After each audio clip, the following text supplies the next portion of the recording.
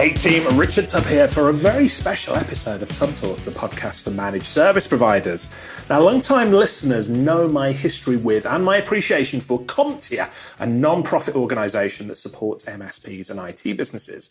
Well, today I'm in London for the big CompTIA EMEA, the European Member and Partner Conference, and I'm joined today by the President and Chief Executive Officer of CompTIA, Todd Thibodeaux. Todd, how are you doing? I'm doing great. Cheek, I've already called you cheeky. You're not. You're a very sensible chap. But what an honour to have you as a guest on Tubb Talk. I'm so pleased. We were just saying just before we came on air here, so pleased to finally sit down and record this interview with you, because I've known you for a long time. You've briefly been a guest on this podcast. I don't know if you recall this in the very early days of Tubb Talk. We recorded maybe 5 to 10 minutes.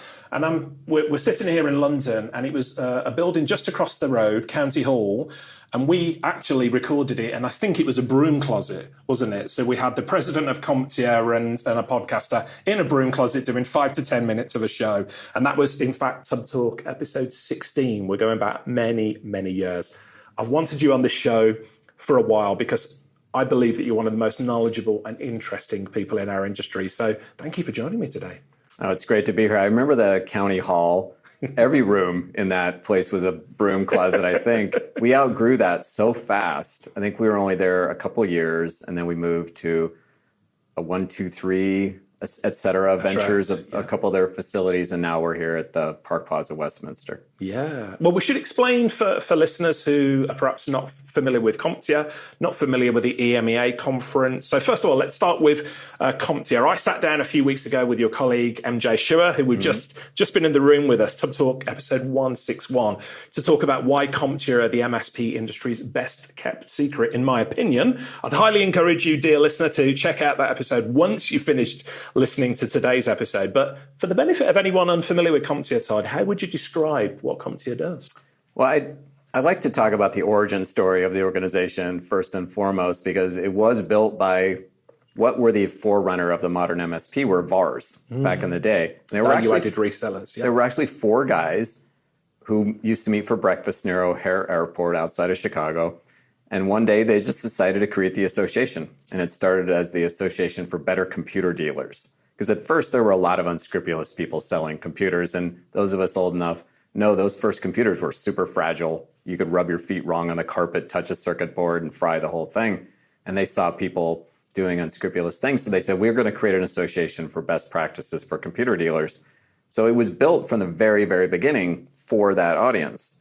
And they struggled for years trying to meet payroll and trying to provide a range of benefits. And then that grew into adopting distributors, which didn't really exist at that time. That kind of IT channel was really in its nascent stage. And then eventually representing the entirety of the channel, but was always about the MSP from the very beginning, trying to help people have better business practices, trying to help them grow their businesses, adopt new technologies as things came along.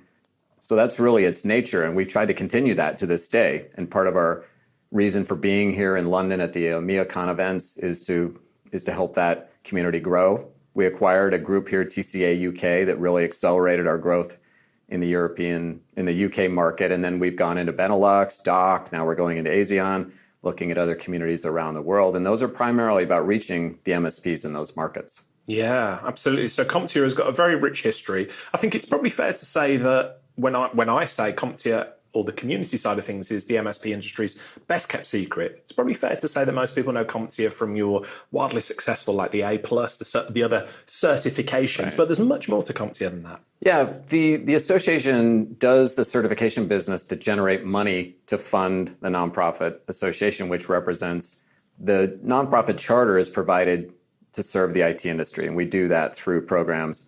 It's tough, the idea that we get this good group of people who are passionately involved in the association. Typically, nonprofit groups will get about 10% of their membership ends up being in that audience. And so we have a number that's slightly larger than that. People who participate in communities, people who join leadership councils, people who regularly attend the events over and over again or bring booths and exhibit. So we definitely try to get those people. And for those people, it's not a secret. Yeah. But when you're trying to go out to the masses, it's tough because you get beyond those intensely engaged people. Everybody else is busy running their business. So occasionally they might have a need to take advantage of a research report or a member education piece or a blog post that we had or some other material that we might provide out to people. So they're consuming it kind of intermittently, which is hard to build critical mass.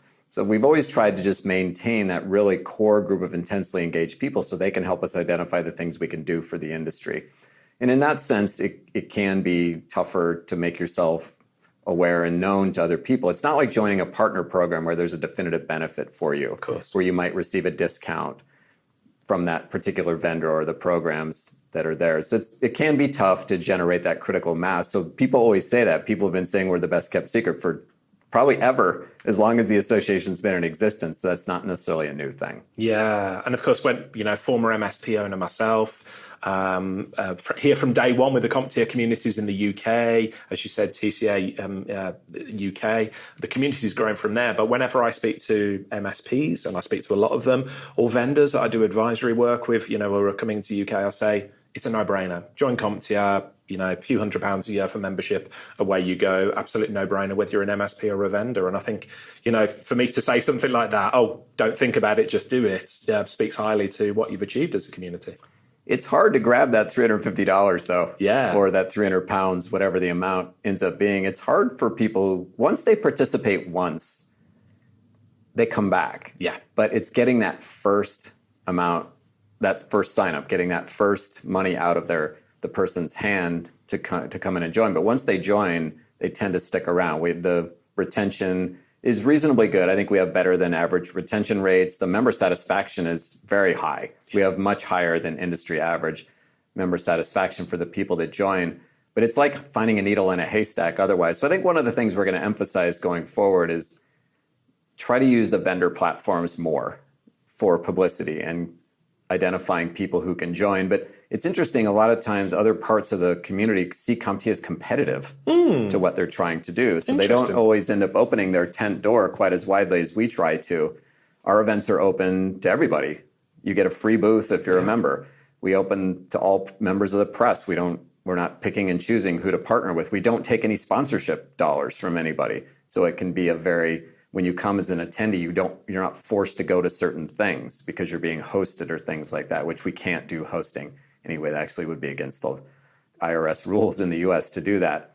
But I think working with the vendor community to try to get them to be stronger promoters of who we are, and maybe for us to look for maybe some more of the benefit areas where we can do things that other people aren't doing, which are going to be valuable, as opposed to trying to replicate what other people are doing, because then we are competing for that. Like if we charge for sponsorships in dollars, someone would say, well, I'm going to do a channel partners event instead of you. I'm going to spend my dollars there versus here. We don't want to be in that world. We want to be in providing something that's of value to everybody. I find it remarkable that people would see you as competitors. I see you as almost CompTIA being you as the nexus between all the different disparate communities. So, I was downstairs at your sort of vendor, let's call it community hall as well. You had the tech tribe here, Nigel Moore's, wonderful tech tribe that I've been a big part of.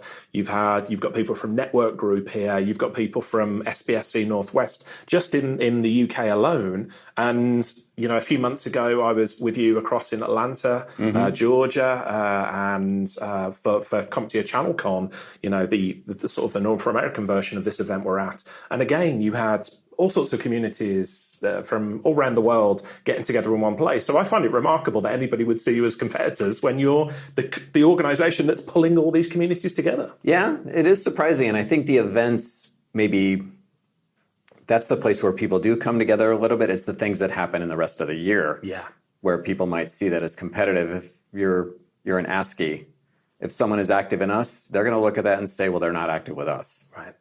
Or even a partner program in the past where we've said, well, we're not going to promote you to other people because we want them to be active in our partner program. And if they take time away to spend it with you, they might not spend it with us. Wow. So we have seen that over time. So it has made it more challenging sometimes to recruit, but we've always had this very intensely large core of people.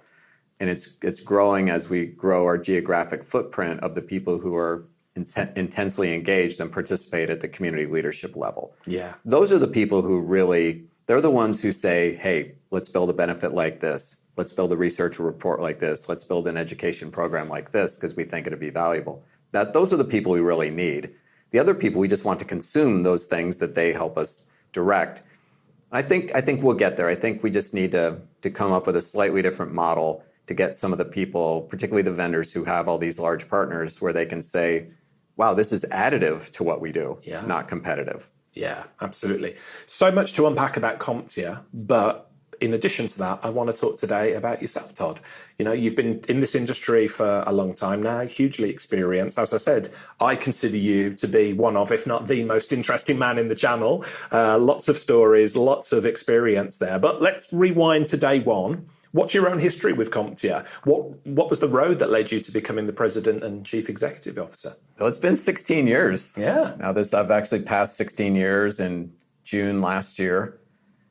But my path is I've been in the nonprofit space virtually my entire career. I've been working almost nonstop since I was 12 years old. I had my first part-time job as a 12-year-old working 25 hours a week when I was in, I guess, junior high at that point, working. I cleaned up a lumber yard. So I would fill the nail bins, restack the wood piles and things like that at a Ziegler building center.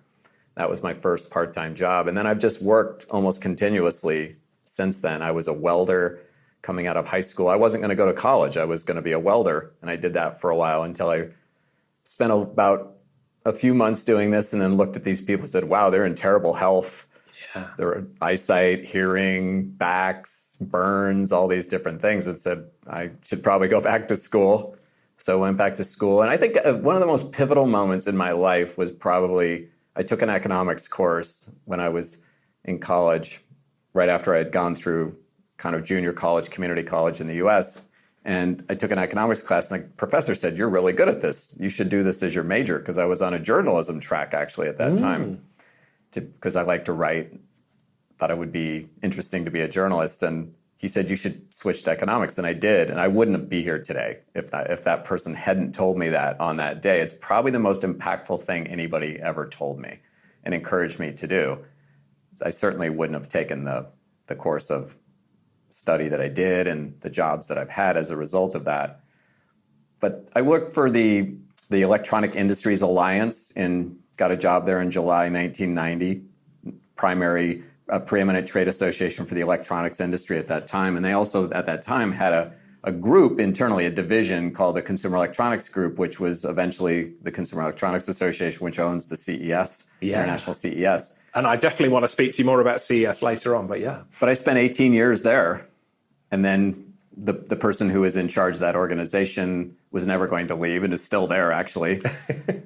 So I decided that I wanted to go off and pursue a chance to run an organization. It just so happened, right when I left that organization, this job opened right up. I went through the search process. MJ Shore was on the original search committee for that job and ended up hiring me. And I've really loved my time with the organization. I've gotten to travel all over the world. I would have never visited 90 countries if not in this role. But to go to the far reaches of the planet and find people training for CompTIA certifications is pretty empowering and enriching to me, and my experiences I'll never forget. Yeah, and MJ and I were saying on the podcast we recorded in Atlanta, you mentioned, I believe you mentioned age, about I think you were in a taxi and spoke to somebody who had gone through a CompTIA accreditation and how it changed their life. I was actually very moved, and MJ was saying, I'm glad it wasn't just me, brought a tear to the eye, but you must have those experiences actually more often than you might think, the people whose lives have been changed by CompTIA.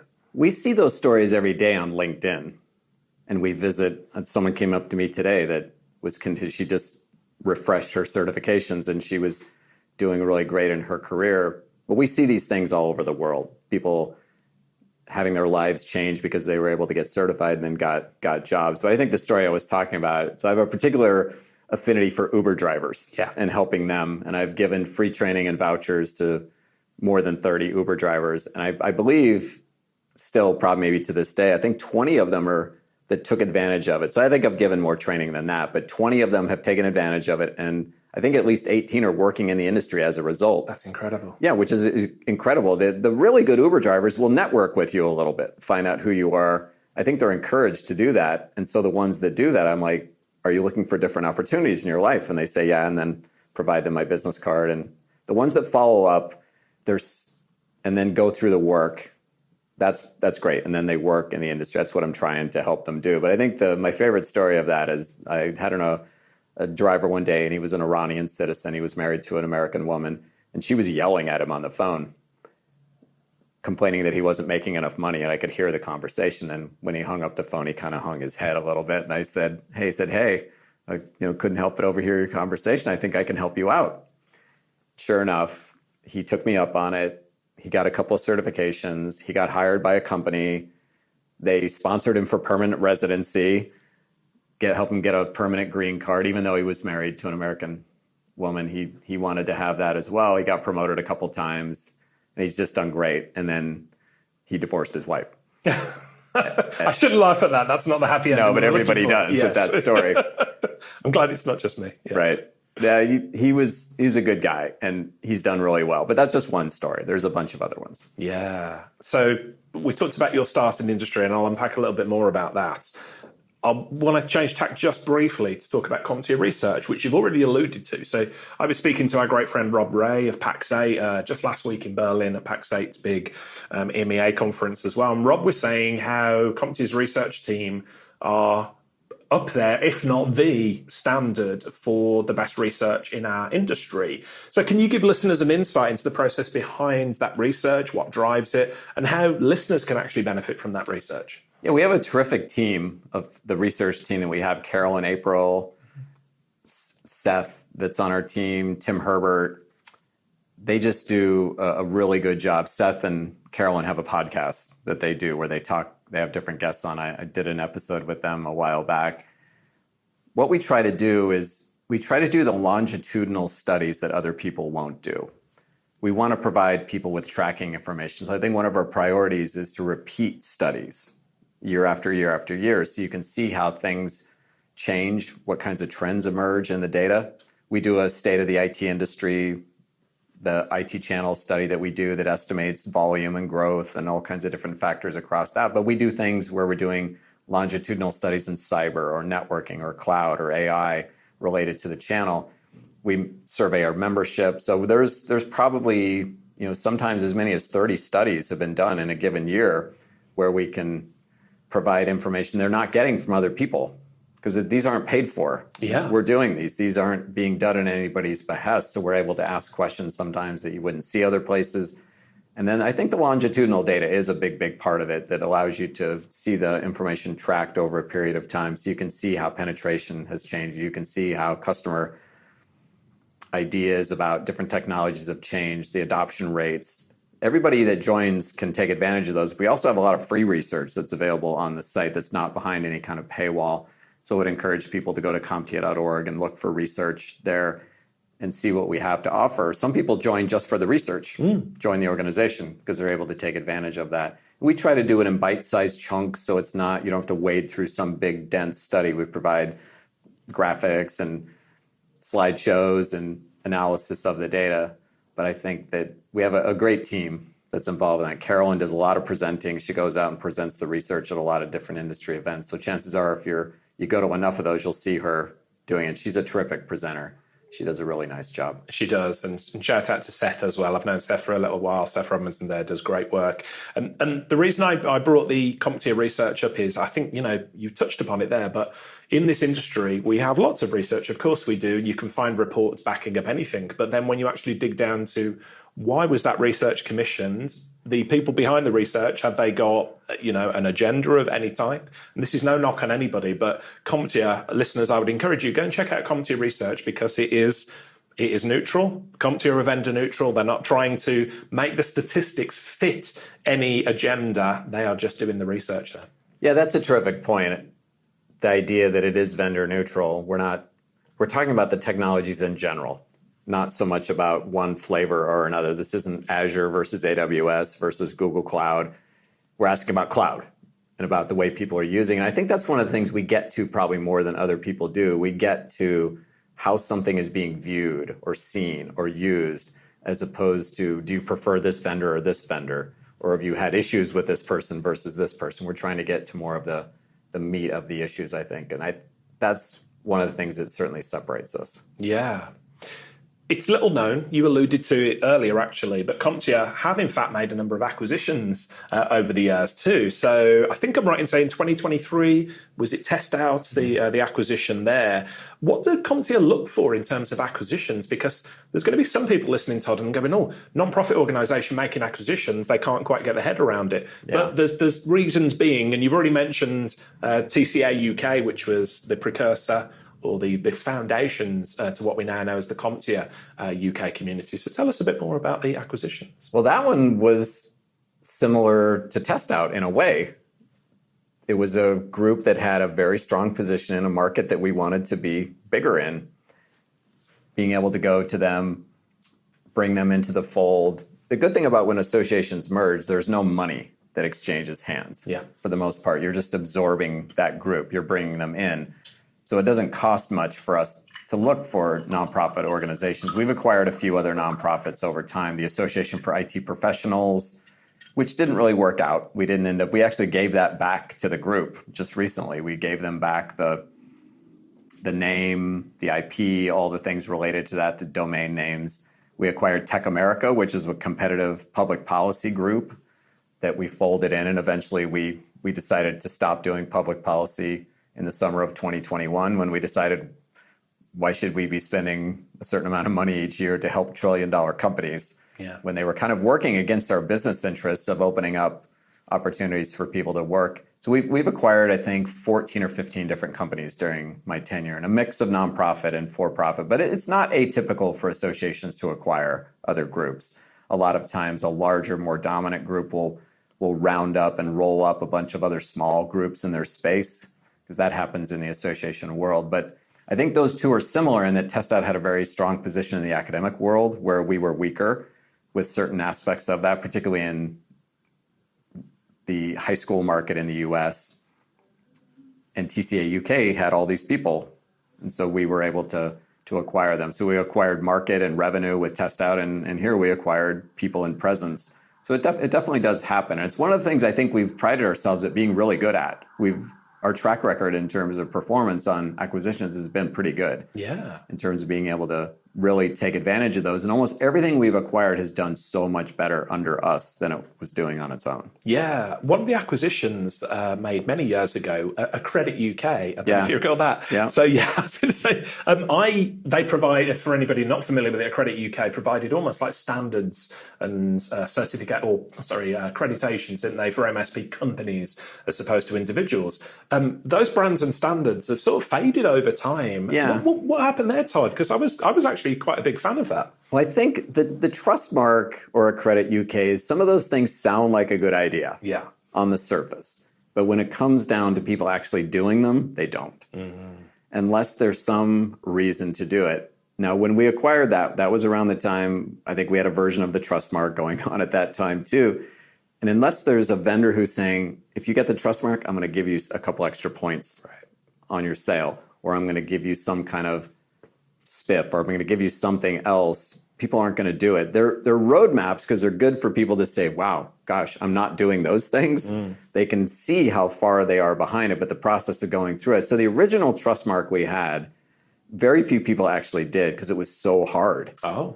People were spending, the Ronald Reagan Library in the US did it, and they said they spent almost $20,000 in time and effort to actually get the trust mark.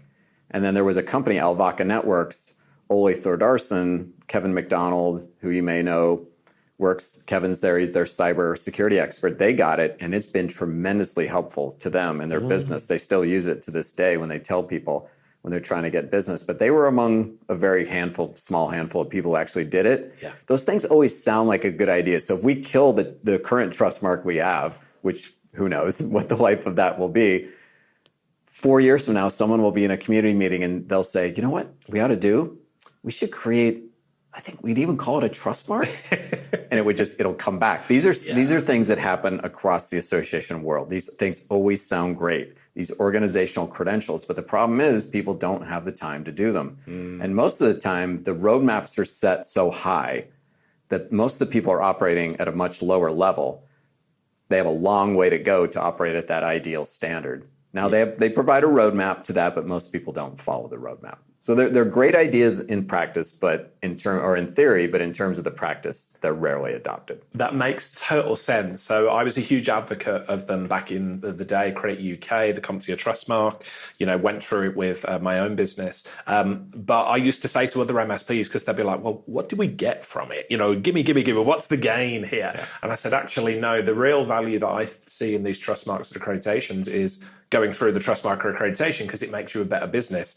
But no client in history is going to say, well, you're a Credit UK or CompTIA Trustmark Plus or whatever it might be. We want to do more business with you. It just doesn't seem to work that way. So I guess question for you, do you see a need for accreditations for MSPs? Because we're hearing a lot of hullabaloo around sort of mandatory accreditations and legislation coming in. So what's your thoughts on that, Tom? Those ideas come up all over the world, but none of them ever actually happen because the abilities of governments to enforce those things beyond people who are doing business with the government, I think is very limited. And it's very limited in the US. Louisiana passed one, but it only applied to people who are doing government contracting, that they had to adhere to certain standards. We've had think about the cybersecurity framework that was issued by the US National Institute of Standards and Technology, which is probably one of the most comprehensive cyber protection frameworks that's been put out there. Most people don't adhere to it. Yeah.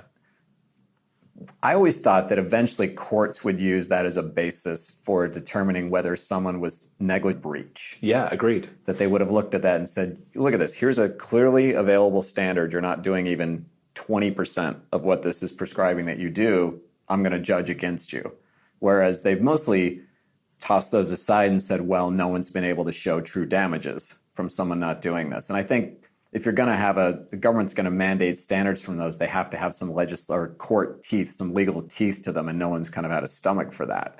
So I don't think we'll see broad adoption of those. That topic comes up all the time. It ebbs and flows over time, but nothing, and maybe I'm wrong, maybe in the future it will, but I'd bet that it won't. That those kinds of mandatory standards won't come up because they won't keep up with technology either.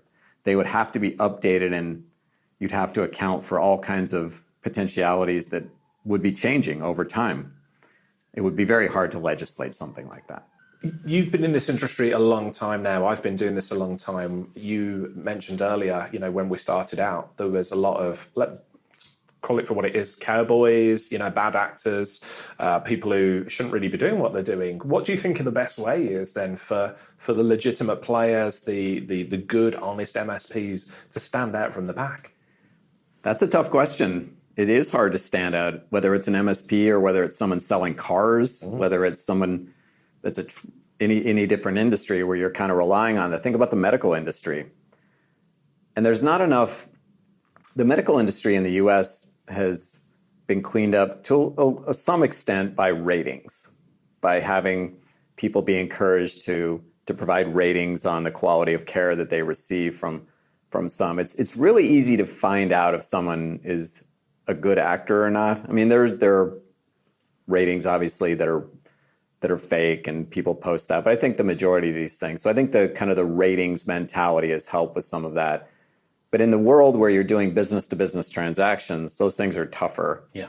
But I think that would be there's a way for people to, whether they would voluntarily submit to some of these kinds of things or not.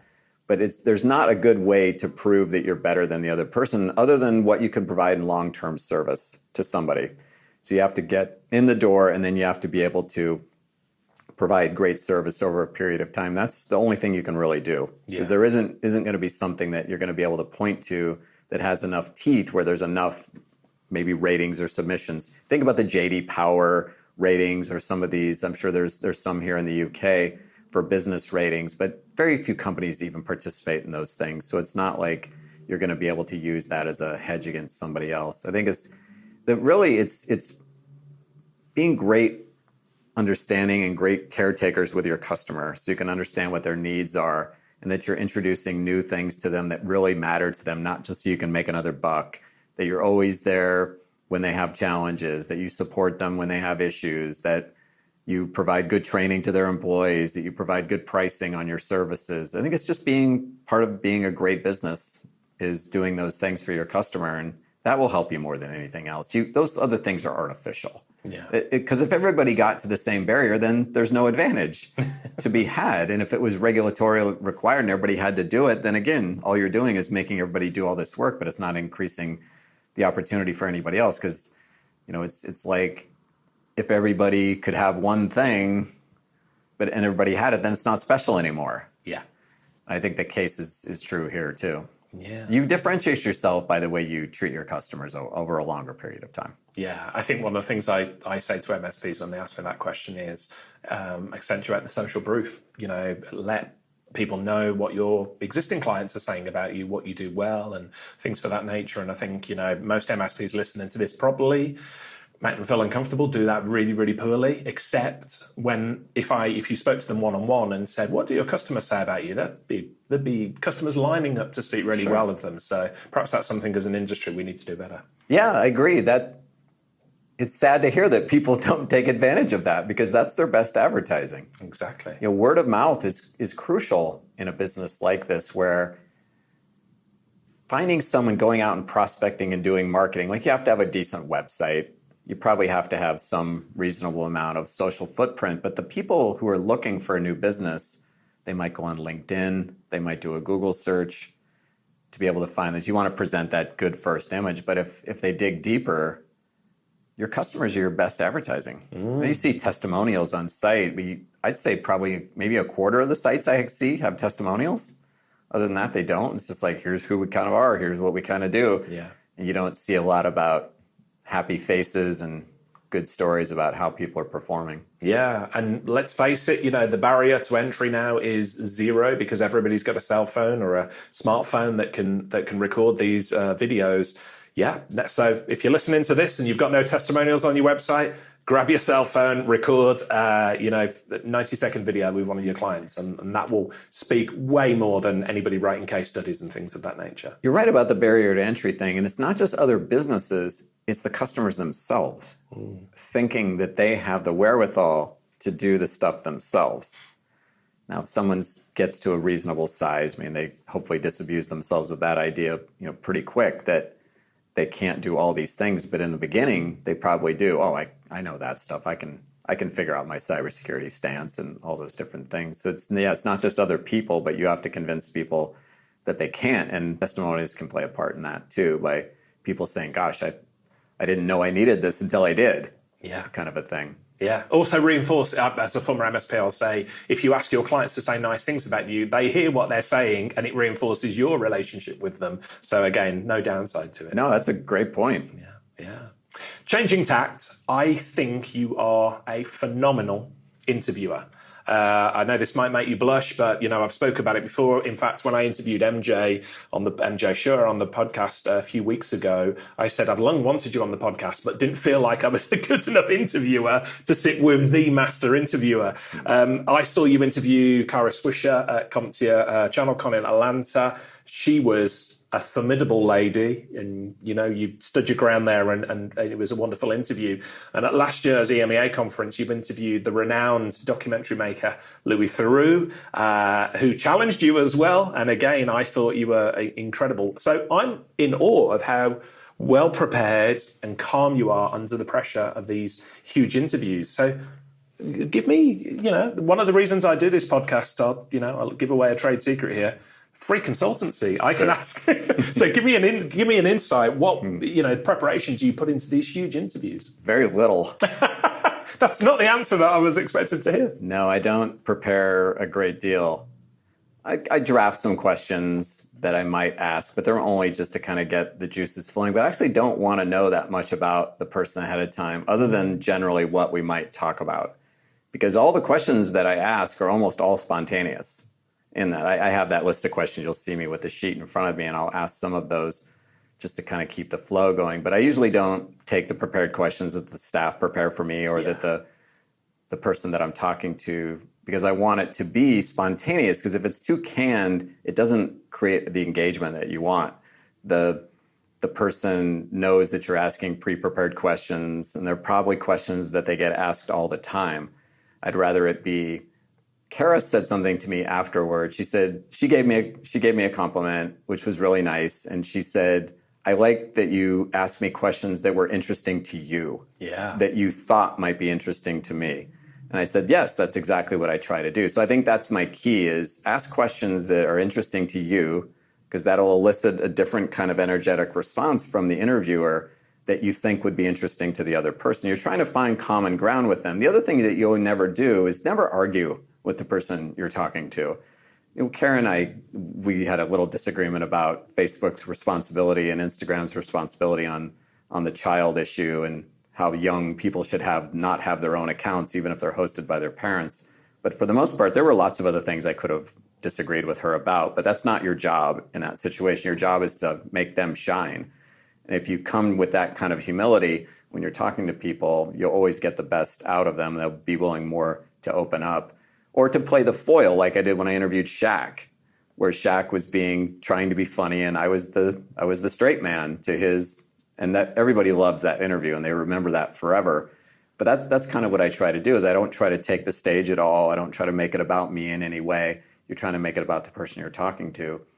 I think people can appreciate that, and then find common ground. But they also want to know that you're, like when was talking to Louis, I knew about a lot of stuff he talked about, and so we were exchanging those, and I think he liked that. It was like he feels like he's talking to someone who knows him and knows his world, and you get a little more credibility with the people when you do that. And Kara was similar, the same way. Other people will be. I'm sure the person I'm interviewing tomorrow will be similar as well.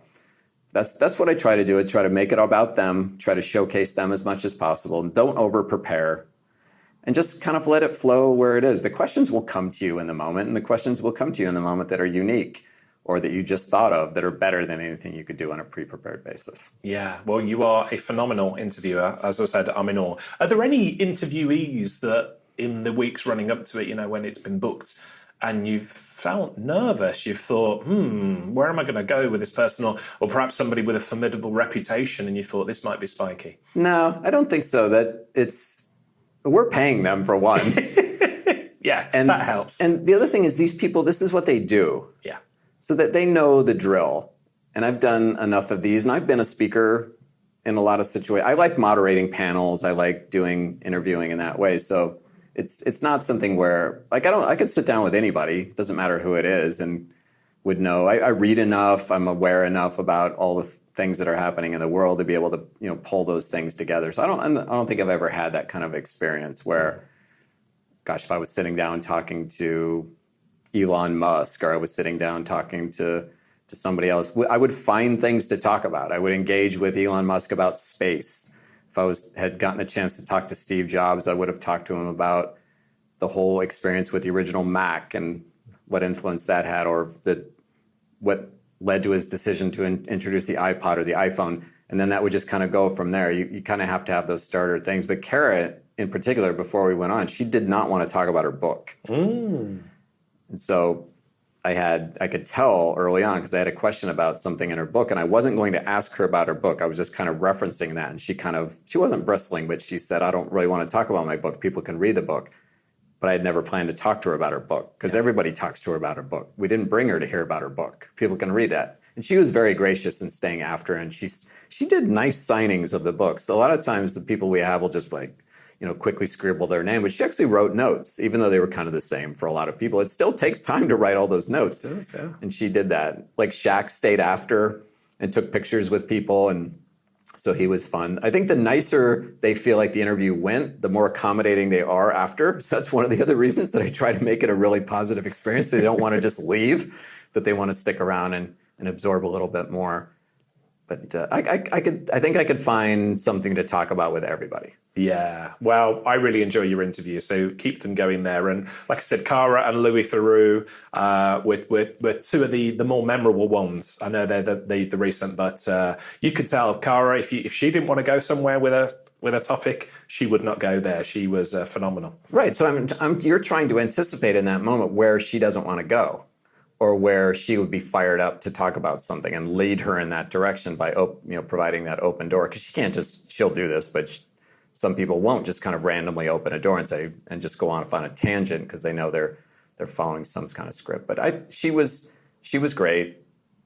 Louis was great. Other people that I've talked to, I like doing them. Hope to get to do them for years to come. Yeah, well, we do. As your audience, we do too as well. You gave us a sort of a tantalizing glimpse earlier of what young Todd was like. You mentioned, the welding job and the other stuff that you did. Did you always have a love of technology as a young man? Oh, yeah. We had computers from the very first computers. My dad was an engineer. He had a compact luggable with the double disk drives, that compact with a tiny little green monochrome screen. Then he got an upgrade to an amber screen. He had an original Altair computer that didn't really do anything. It was connected to, because he worked at Western Electric and always brought home lots of switches and diodes and transistors and stuff. I built crystal radio kits when I was a kid. I had those Radio Shack kits where you could run wires between things and create circuits and make it beep. Or I built electric cars, had slot cars, and did lots of things with those. My parents gave me a washing machine when I was 5 and said, take it apart and put it back together, and I did.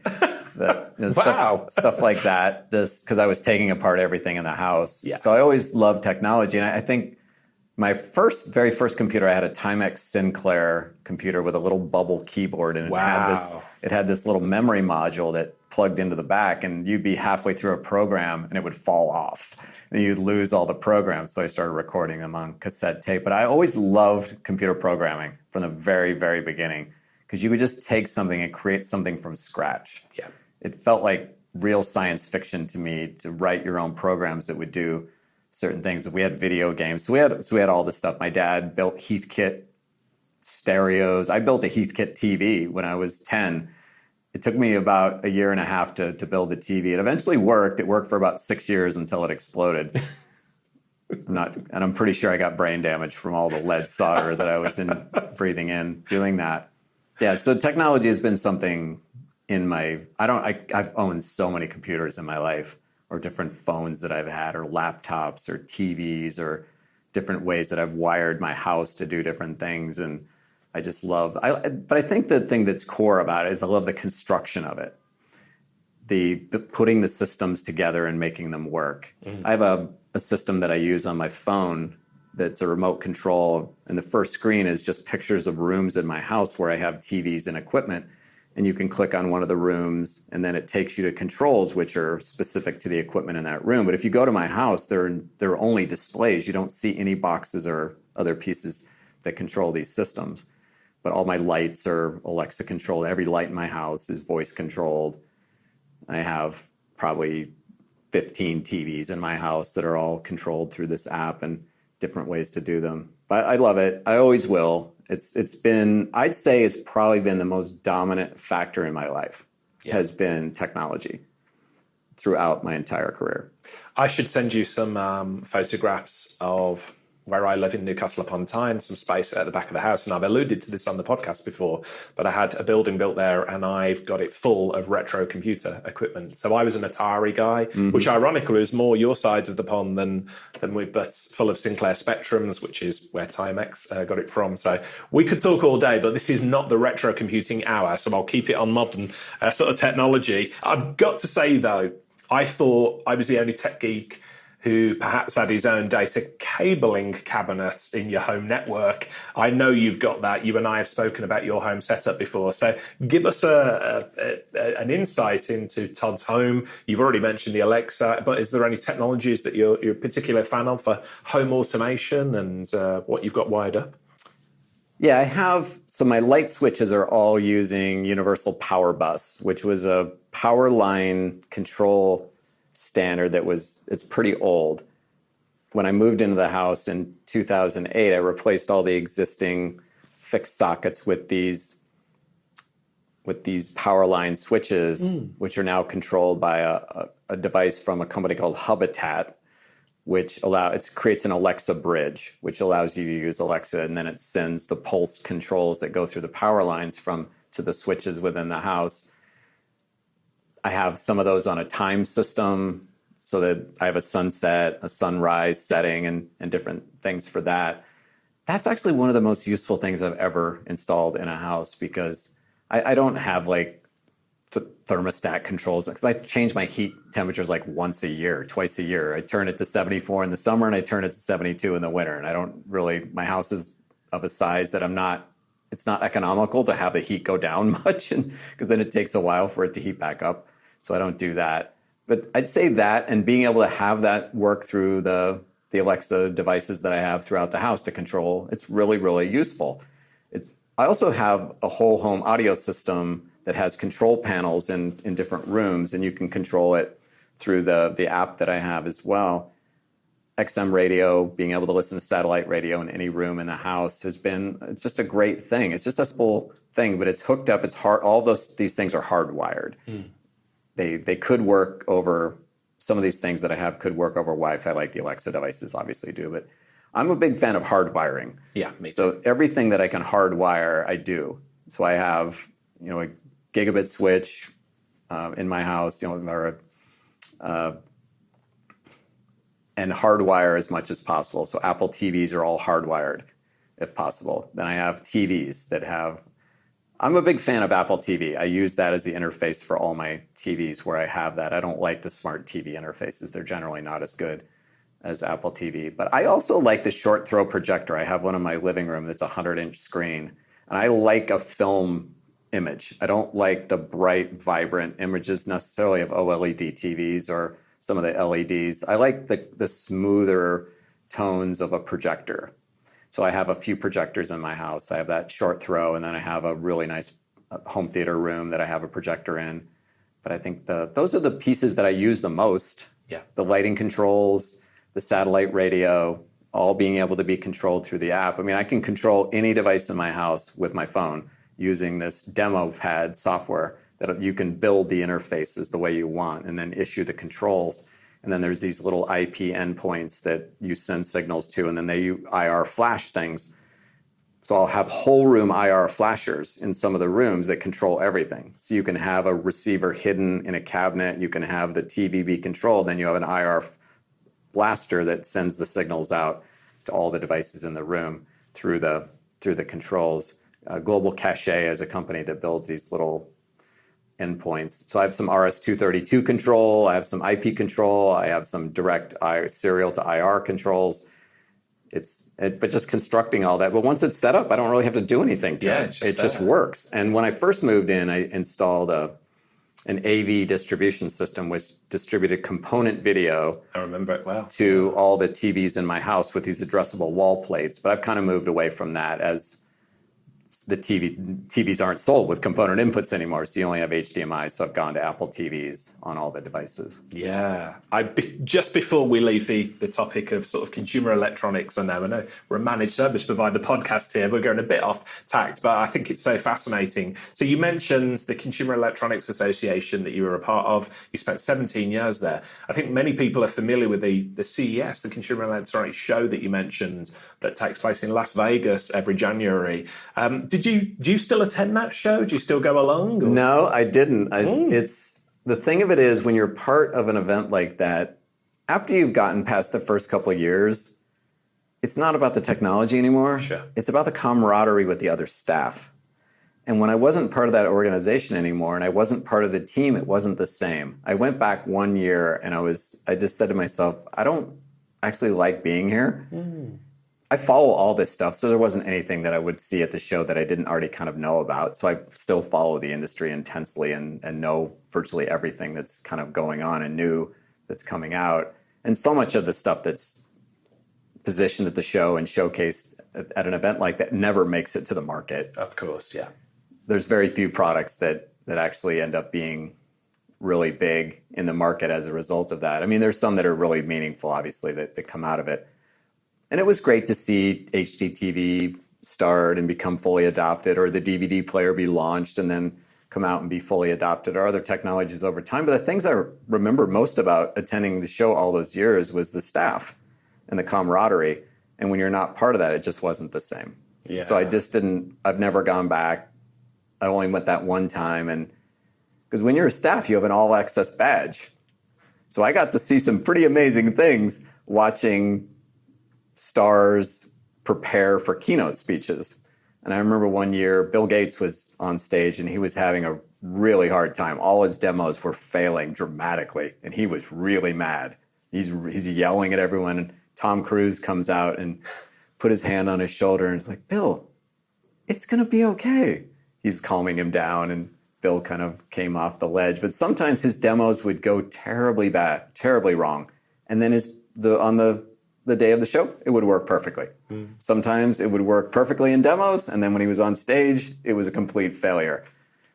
You never knew what was going to happen. But the number of celebrities that I got to meet, the number of people that I got to interact with at the show was pretty fun. It's an amazing event. It's the most impressive trade show you could ever possibly imagine going to. It's the preeminent show of its kind in the world, and to have been a part of the team that produced it for a period of time was something that I'll always remember. But I'll never get that feeling back of being part of the team. It's funny, the younger staff, the first year they're like, yeah, Vegas, and then the next year they'd be like, oh, Vegas. Yeah, Vegas, and then the next year it's like, ugh, because the work, it was a lot of work. Producing a show of that size is a tremendous amount of work. Oh, it's a monster on site show, isn't it? Yeah, right. Monster. But it's the staff being able to. Everybody's wearing their blue shirts, and you'd see the staff. Everybody was just into helping everyone. Yeah. To get through it, and that's just something that was great, and that can't be repeated. Well, I would say to anybody listening to this, if you've enjoyed what we've been talking about, the consumer electronics side of things, you've definitely got to go to CES at least once. I went a few years ago. Mind-blowing event, literally takes over Las Vegas, and there's everything you should possibly want under one roof. As you said, I would say a huge proportion of the vendors who are exhibiting there, their products never come to market. They're just, not products that would ever find a commercial space in the world, but it's like a candy store for people like us who enjoy looking at that technology. So highly recommended. I remember going to a Fry's, which was a big computer reseller in America, and being like, wow, this is where all that stuff is sold. Because that was the only store, and now that stuff's you can find it on Amazon. But before that, I was like, where did anybody buy any of this stuff? Yeah. Wow, fascinating. Yeah. Let's bring it back to modern tech then, and let's have a look into the future. Emerging technology. What are the conversations you're having with MSPs, both sides of the ponds, about helping them prepare for the future? This is tough. You have some people who really embrace it. They look at it as a competitive advantage. They look at it as they just consume all the things. They're doing a lot of research on their own. They're talking to companies. They're not relying on their vendor to educate them on all these things. But that's the tiny minority of most of the folks. The rest of the people think that digital transformation, or a lot of them, that's like converting your customer to Office 365. I think you still have a lot of those people that see digital transformation as something as simple as that. They're moving them off of on-premise software to cloud-based software. That was one transition. But there's always these periods where there's really a big influx of technologies all of a sudden. And AI just kind of came out of nowhere. That the OpenAI version 3 started it, and then when version 4 and others came along, it opened up a lot of opportunities that no one had ever seen. I mean, we weren't talking about any of these things 2 years ago as an idea. But I think our responsibility is to do the research, to do the educational sessions at events like this, to do podcasts, blog posts, be able to provide sessions at members, making sure that the member communities are about this, because the organization isn't here to support people who don't want to grow. It's here to support people who are embracing the future and want to grow. So our responsibility is to give them all the tools that they need to do that. But in terms of how people are going about that, it's tough because there's a lot of things you think you should be paying attention to, and you just don't know which ones are the most important ones to pay attention to. And the vendors don't. Some do a good job with it. Some people don't. Some people just say, start selling this. And they're like, well, I don't know what it is, but it costs more. How am I going to position this to my customer? I think the organization can only do so much. The other thing that people always have to remember too is technology never moves as fast as it appears. So this idea that people always think, well, I don't have time to do this. And then they let these waves pass them. And a lot of times, if you just let it pass you for a while, it's probably okay. Because it's not, cloud adoption among the SMB community is still very small. And in big companies, sure, you've seen penetration there, but companies still have a lot of on-premise equipment and systems. So even something like cloud, which we think of as passé and pervasive, is not.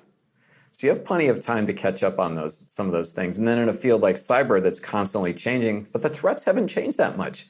It's still phishing, it's still ransomware, it's still those kinds of things being the dominant kinds of attacks, denial of service attacks and things. So the vectors haven't changed much. Maybe the tactics have and some of the strategies have, but in terms of what you need to do and the complexity of all the different interconnected systems are there. So you still have time to catch up. That's the thing, is you always have time to catch up because things will go in waves, and historical knowledge of something isn't always as important as you think.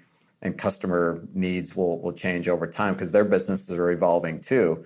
But I think that's the one thing I tell most people is like, people say, oh, technology moves so fast. Well, it always has moved so fast. Think if you had been born post-Civil War in the US and you lived to the 1920s.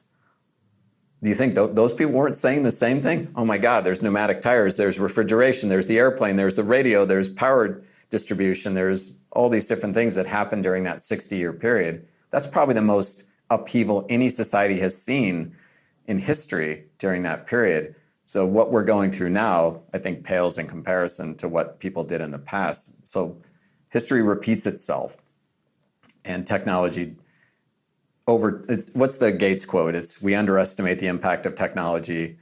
We overestimate it in the short run and we underestimate it in the long run. That's probably true. But the long run can be a pretty long time. So I think the thing of it is listen to your customers. Understand what their needs are. Those will point you to the technology you should be paying attention to. And then understand, because it's going to be most applicable to embrace a new technology like AI or something else when you understand it from a consumer needs perspective, because then it gives you a use case to understand it from. That gives you a better chance of embracing it and understanding it yourself when you can okay, gosh, that's what they could be doing with that. Okay, I get that now. Here's what I could do. Here's an offer I could make. Yeah. But if you just try to force yourself to learn it without that use case, it's much harder. Or to embrace some product line because some vendor wants you to buy it when you don't have a use case with your customer. What are you going to do with that? Yeah. I think that's one of the things. So don't worry, technology doesn't move as fast as you think, so you're not falling as far behind as you think. Because when people feel like they're falling behind, they get despondent. And then they kind of quit being open. And then, talking to your customers and understanding how their business is changing. That will tell you how you need to change. Yeah. And what's the emerging technology that's exciting you the most? So obviously our listeners, if it's their first introduction to you, they can clearly hear that you've got your finger on the pulse. You're a fan of technology as a societal changer. What's the technology that you're getting most excited about? Not necessarily MSP, but just in general. AI is, I think of it, it's a technology in a sense, but it's also a way of going about your business in terms of how you might use it to help you with your marketing, how you might use it to help it with the way the copy on your website, how you're interacting with your customers, how you're analyzing your data. To me, that's just one of those pervasive things that you have to understand because you're eking out productivity gains in a small company, because most companies are operating on relatively small margins.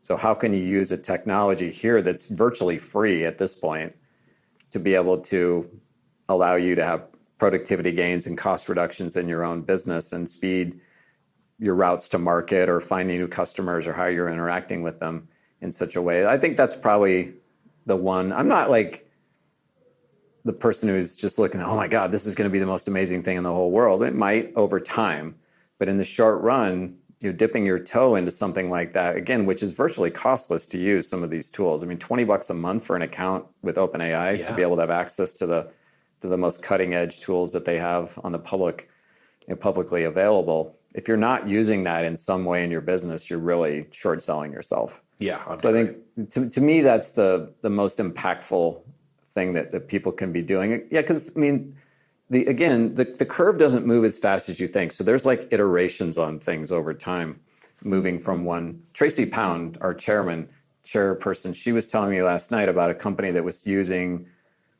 an Outlook version from 2007. Oh, wow. And a version of Sage accounting software that was so old it couldn't even be migrated. to something, but yet the company was operating.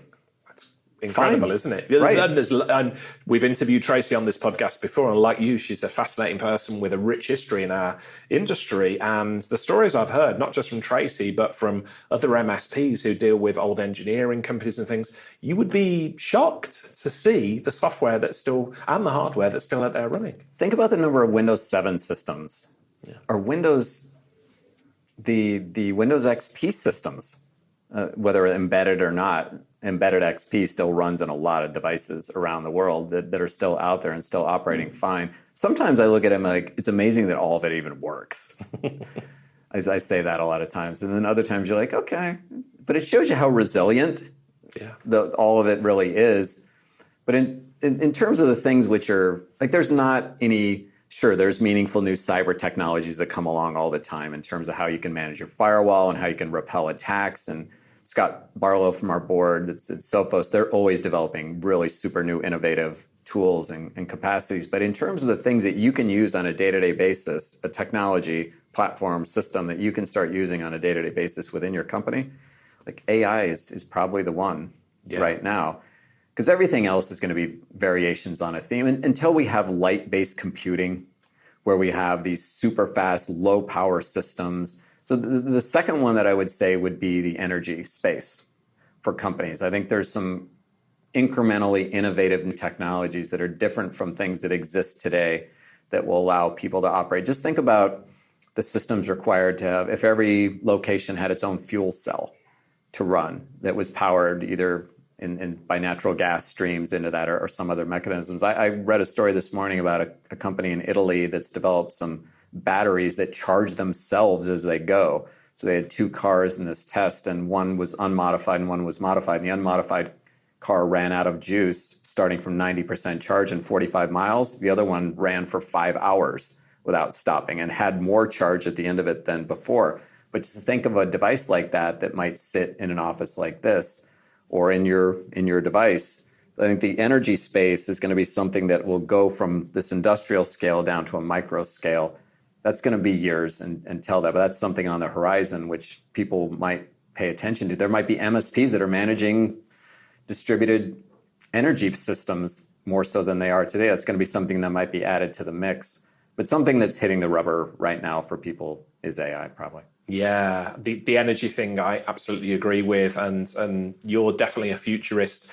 I'm somebody who looks a little bit into the future as well, and that's going to be transformational when we reach a point where people have got their own energy sources and things. And I would say for our listeners, if you really want to go down a rabbit hole here, have a look into things like 0-point energy and those hypothetical things. That becomes mind-boggling. Well, that's actually part of what they're talking about. These ECAT generators is being able to generate energy from the physics of something, where you're creating this the void as something is generating. You can generate energy. I'm not explaining that very well at all. Well, you've done a better job than I, because I was just going to say to our listeners, go and check it out, because it is a rabbit hole. It is cutting edge tech, and some people don't believe it can be done at all. However, I think it's going to be something that's going to change the world. Yeah, they did this because the applications they described in this article that I talked about was all the ones that you're thinking of too, I'm sure, where you have these small devices that just sit there. They don't actually need to be attached to anything, and they just generate energy on their own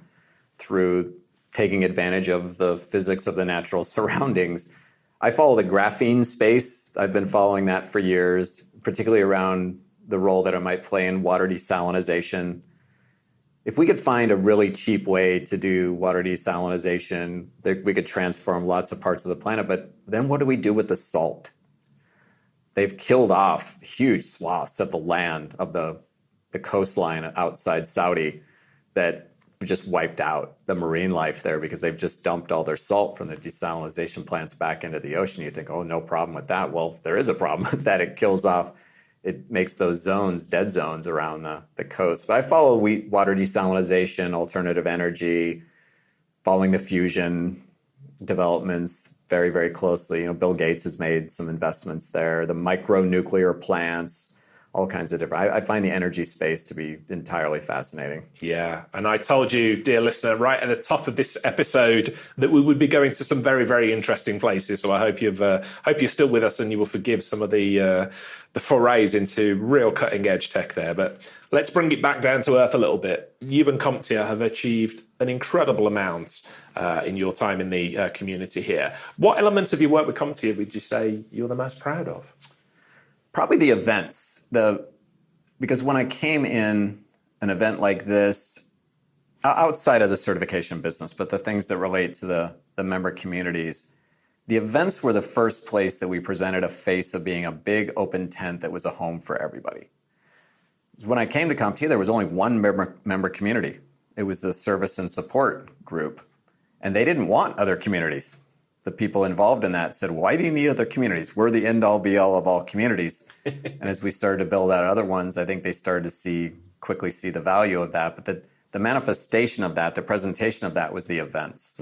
And to have seen ChannelCon emerge and grow and become such an important event in the industry. And for this to see, we have 900 pre-registrants for the event this year, which is 60% of what we have at the ChannelCon event. So it's catching up quickly in terms of the attendance that we have. I think that's something. But the communities, the endurance of those, the participation year after year. I love hearing the member of the year stories and having people get up there and talk about the impact the organization's had on them, the mentoring they receive from other people, the peer-to-peer learning that they've had. Now, our business has been very, very successful too, but it's about what we did with the money that ends up being the most impactful thing, because the business could have operated entirely on its own and been a separate thing, but for what purpose? The purpose is to make the money so that the association can do the things that we do here, because we don't charge for any of this stuff. People are coming out of on their own dime to attend these things. Yeah, okay, the registration's free, but they're paying for their hotel, they're paying for their transportation, and for the number of people to elect to come because they know they're going to have a great experience, that's very rewarding. Yeah. For someone to come to. They're not coming because they have to. They're coming because they want to. I think that's something which didn't exist. I think about those things which didn't exist when I came, which exist very strongly now, and the events are probably two of those. Well, it speaks to you to a great deal, actually, the work that you and CompTIA have done. I've been quite outspoken recently about the state of the IT managed service provider events industry. I said it's in danger of collapsing under its own weight because there's too many events clashing with one another and too much average stuff, same speakers, same topics again and again. And because it's such an investment of time and money for MSPs to go out the office, to spend time away, as well as the hotel, accommodation, airfares, train fares, driving, whatever it might be. But CompTIA is one of the few events that I am now still recommending to people as being a no-brainer because you do such a good job. And as you say, the people who are downstairs are very progressive, forward-thinking people. They're there because they want to learn. The attendees tend to be a cut above the rest of the market, if I can say that. Yeah, I think that's probably true. Going to some of the other events, I don't go to that many during the course of the year, and haven't probably since COVID. But I think you're right. I think the people, and I think that's because the people are coming on their own dime. They're coming because they want to. And they also come because they know they're going to get a certain standard of quality. We try not to choose speakers that everybody's seeing every place else. We try not to have topics that everybody is seeing other places unless those things we think we can put a better spin on, or we can do a better version of that. The communities will come up with activities, and that generates meetings and good cadence on its own. I think that's right. I appreciate that sentiment, because that's what we're trying to do. We're trying to create a better, unique, different experience that they're not getting in other places.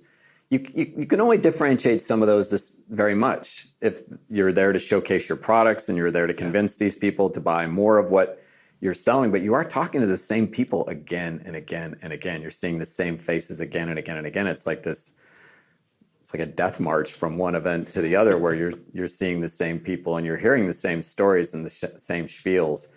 And by making our events vendor neutral, you get more of the peer-to-peer exchange, I think, than like we were, as I said before, we were hosting people before. And that was one of the first things I killed. Yeah. An association shouldn't do that. It's called providing preferential benefit to any one particular member or another. like if you're going to host someone, you have to host everybody who wants to be hosted if you're going to do that. And we weren't prepared to do that.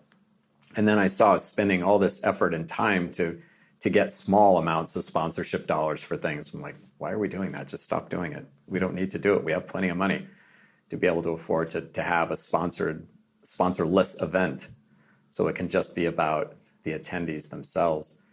There's no other event like that. The IT Nation that ConnectWise does is very, very good. And I think they provide but that's a big community. They're able to provide a broad range of programming. But if you're a smaller vendor, you don't necessarily have that. Yeah. And you're not going to necessarily provide the same kind of thing. One of the things that I noticed at ChannelCon in Atlanta, and I've noticed again at this event, is almost the democratization of the vendor area. Let me explain a little bit more. So we've already said to the listeners, CompTIA is vendor neutral. That doesn't mean vendors aren't welcome. No. Of course they're not, and you have a vendor hall the same as anyone else. But it doesn't matter whether you're a ConnectWise or whether you're a startup. You've got similar sized, sort of booths and appreciation there. Was that a conscious decision on your part? 100%. The idea that everybody gets the same booth and it's part of your dues. Yeah. So if you join and you pay dues, you get a booth. So the booths are gone very quickly after we make them available. But it was so that you wanted that sense of equality across all the people. So it could provide, because every big booth that you have in a limited space, you have crowds out room from an emerging company. So it was very intentional in providing that kind of equal playing field for that. Now, sure, could we go to bigger facilities and maybe fill up that space with that? But then we'd have to chase those dollars. Yeah. And it's not something that we think is a good use of our time. We'd rather produce more great community programming. We'd rather produce more great research. We'd rather produce more great educational content than going out maybe and chasing sponsorship dollars or chasing dollars for things. Sure, maybe we could earn some money, but how much would it cost us to do that? Yeah. As opposed to when we don't have to, because we have a very strong business. I mean, our certification business is approaching $250 million a year this year, which makes us actually one of the top revenue associations in the world, easily within the top 10 probably. So we have more than enough resources to do the things that we want to be able to do. And so we want to put that to good use. Yeah, I think in summary, listener, if you're listening to this, you're an MSP, or indeed you're a vendor and you are not a member of CompTIA, this is a no-brainer. Go and check it out. So, I'm not paid by CompTIA to say this whatsoever, but they are the industry's best kept secret. So please do go and check it out. I would add though, Todd, for anyone listening who is a CompTIA member, what would you remind them is perhaps, in your opinion, the most overlooked benefit of being a member? Probably the member education that we have. That I know our channel account manager programming is pretty popular, but it's popular among vendors. I think MSPs could take advantage of some of that as well. I think there's some pieces of that. I don't think they take advantage of some other things. But going back to the previous point, it's funny when we see posts from some people where they say, well, CompTIA is a vendor organization.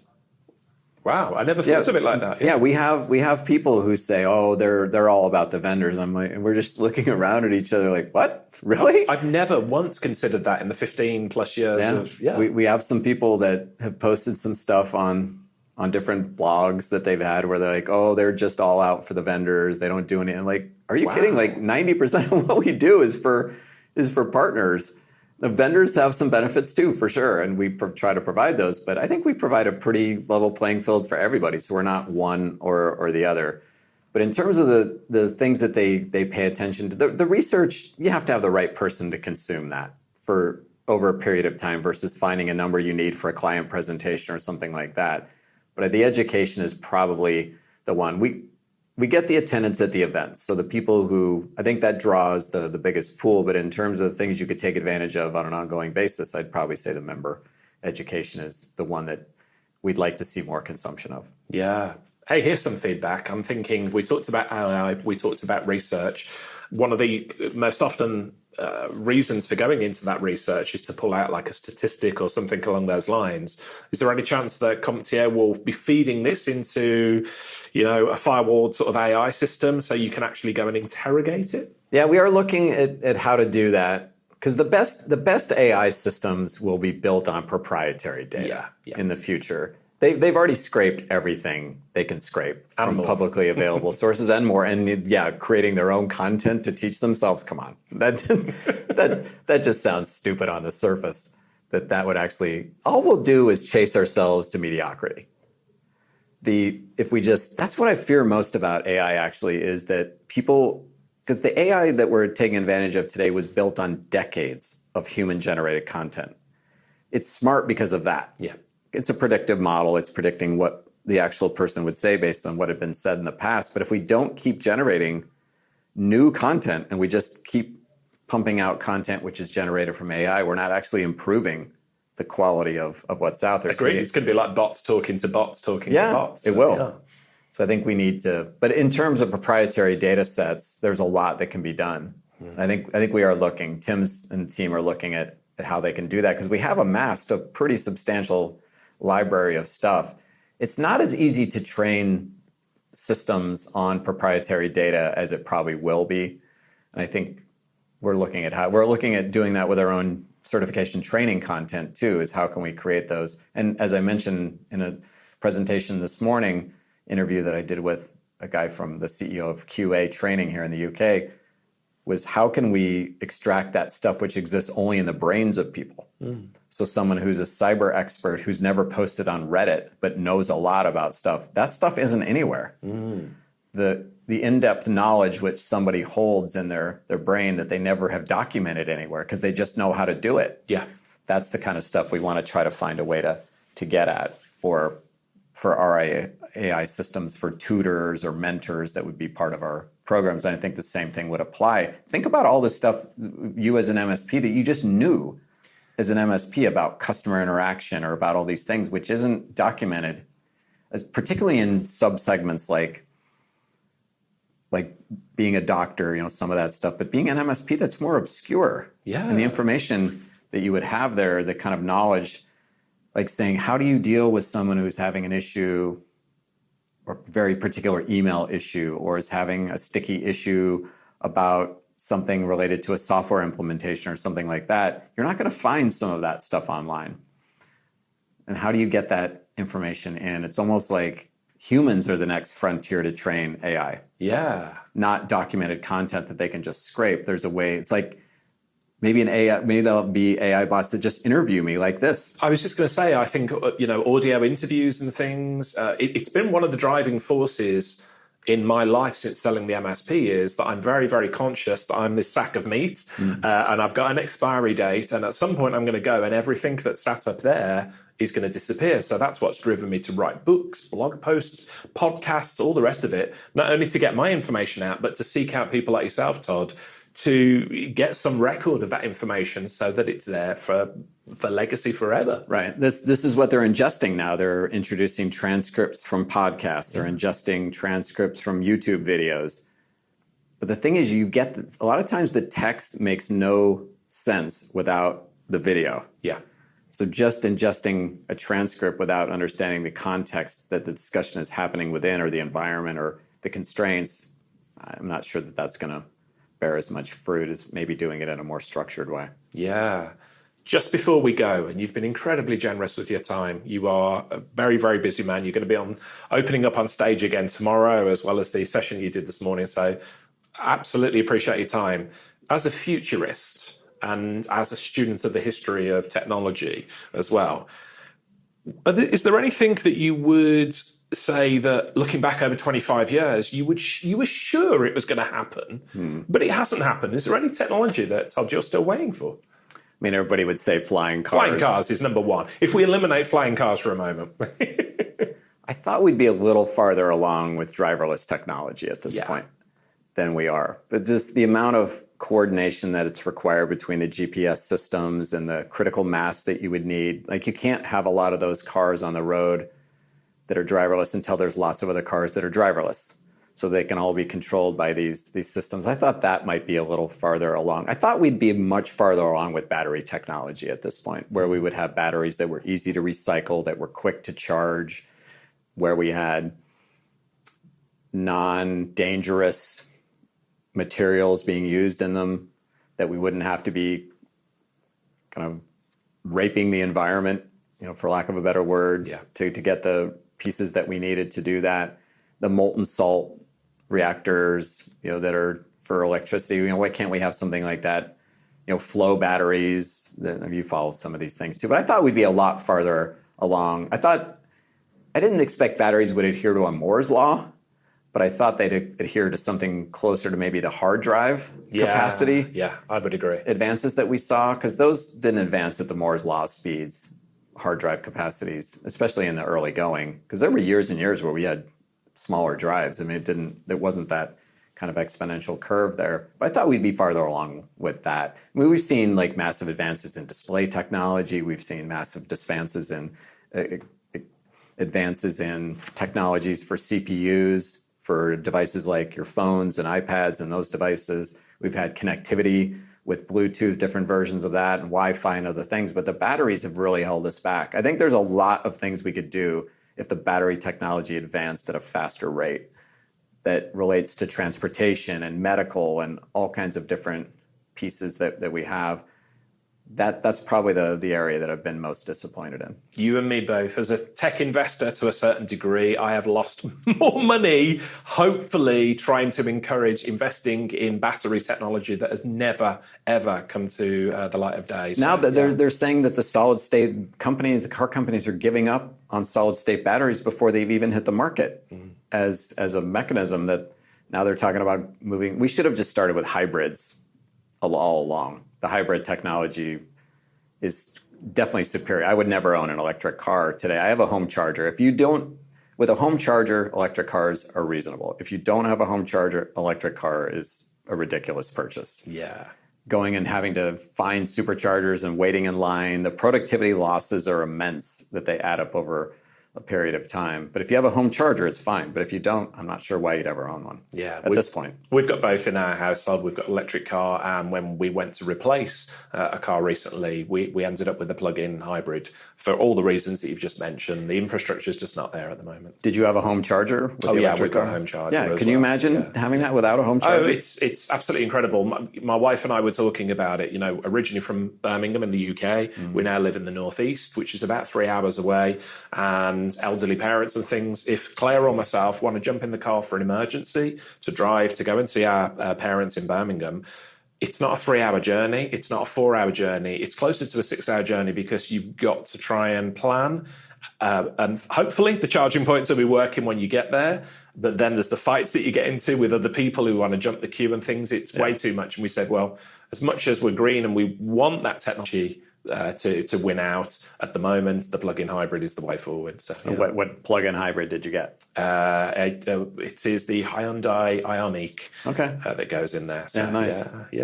Yeah. I think we would have been better off to kind of make that transition stronger as opposed to jumping. But Tesla jumped the line with the cars they had. And although they have good range, if you live like you do, where you need, it's just not practical. Yeah, absolutely. Todd, I could speak to you all day about, and I think our listeners probably got a hint how excited I am about just some of the topics that we talked about today. We could have done whole podcasts about battery technology, about the history of computing, electric cars, consumer electronics, and everything in between. But I'm very respectful of your time. You've already given above and beyond, what we would ever expect. So final thoughts for anybody who's listening to this who's not a CompTIA member, perhaps new to CompTIA as a result of this podcast, whether they're a MSP, VAR, vendor, anything in between, what would you suggest the next steps on should be? Well, they can always go to the website, CompTIA.org, and check out some of the information we have. But I think the best thing to do is find somebody else who is a member and talk to them, or come to one of our events and see what that's all about. Come to a community meeting. They're all open. The schedules are online. You can see. You're welcome. Anybody who's not a member, come and welcome and see if it's something, the community that you want to become a part of. Someone who's interested in learning from other people in the industry who are struggling or successful. Come and interact with those people. Understand what it's all about, because it's it's one of those things where the more you put into it, the more you get out of it. Yeah. And in particular, as it relates to the people who get really active in community. So that's what I would encourage people to do is go online and see when we're going to have a community meeting, whether it's online, whether it's in person, and make that your first foray. And then talk to people there who are members to find out why they're participating. I think that's the best thing to do. Yeah. And if anybody listening to this wants to continue the conversation with you, how can they find you online? I'm not online at all. I'm not a big believer in social media. I don't have any accounts on Instagram or Facebook. If someone wants to get in touch with me, they can email me at ceo@comptia.org, or they can find me on LinkedIn. I looked on my LinkedIn account very rarely, maybe once every couple of months, but it's easier just to email me that way. Not a big believer in, not a supporter of Instagram or Facebook or Meta in general. Just some of their practices with young kids just don't strike me as reasonable and appropriate. And so I try not to support those platforms. I actually don't want anybody to put my picture online. So I asked the staff that don't ever put my likeness on Instagram until they change their policies. But now they can't find me online, really. Well, we could have a whole podcast dedicated just to that very topic there. So, listener, if this is your first introduction to Todd and his work, I think you'll join me in agreeing. Definitely one of the most fascinating characters in our entire channel. And thank you, Todd, for everything that you've done over 25 years within our industry, because the work that I've done in this space is built off the back of giants like yourself who have come before, paved that way.